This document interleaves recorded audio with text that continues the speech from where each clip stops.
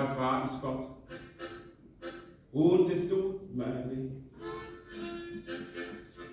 Meine Frau ist fort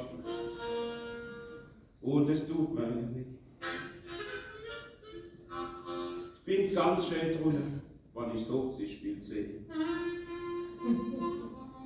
12 Jahre verheiratet, das ist schon aber. Und auf einmal ist er fort.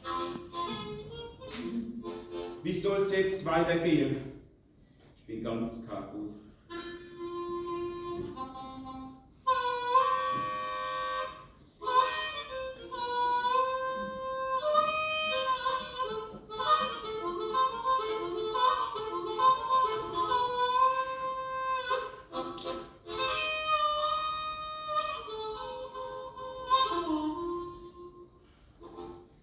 Ich hock jetzt da,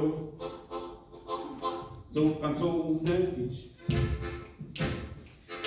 Ich glaub jetzt fern, so ganz ohne dich. Oh Baby, komm zurück, ich weiß nicht mehr weiter, du Schmerz macht mich. Seit 14 Tagen bist du schon in Kur. Seit 14 Tagen hab ich da meine Schuhe. Ich ess bloß Dudelsuppe und Dosenwaschpur. Schätze, ich verhungert!